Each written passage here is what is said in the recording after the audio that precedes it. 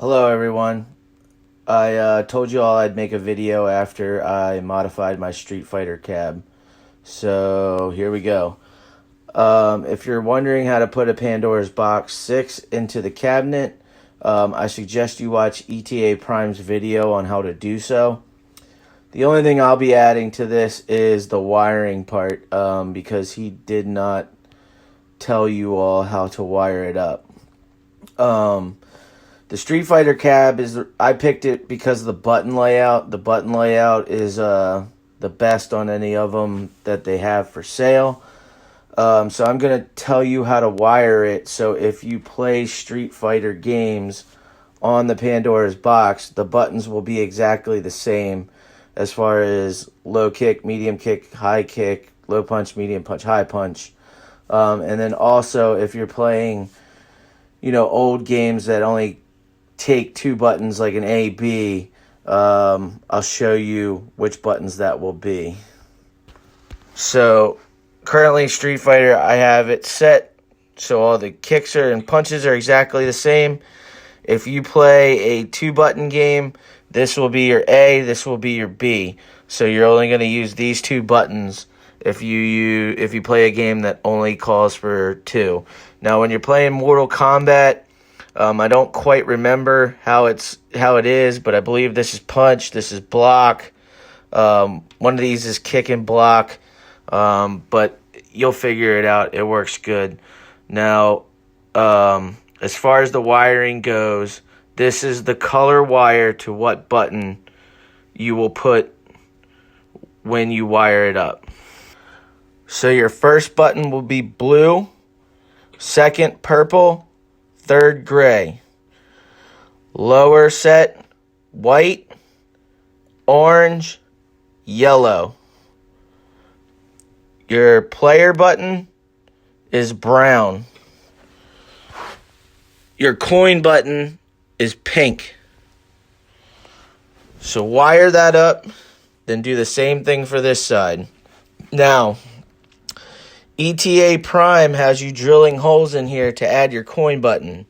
I didn't want to do that. I didn't want to drill holes into this controller panel itself.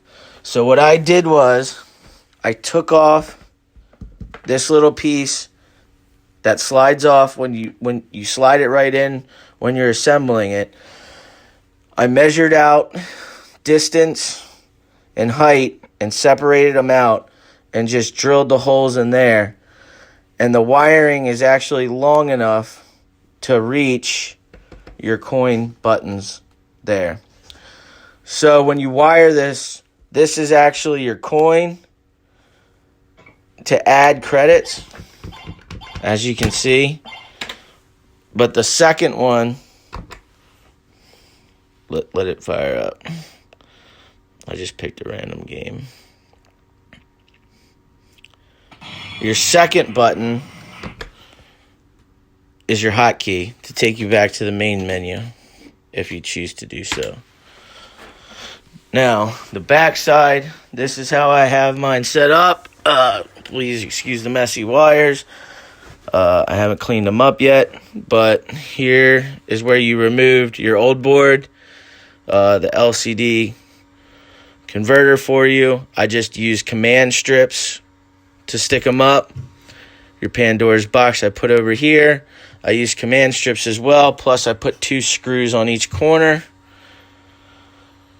And everything plugged in. I didn't have to extend. The only cords I had to extend were the speaker wire and the on and off switch, which I just used the leads like ETA Prime tells you.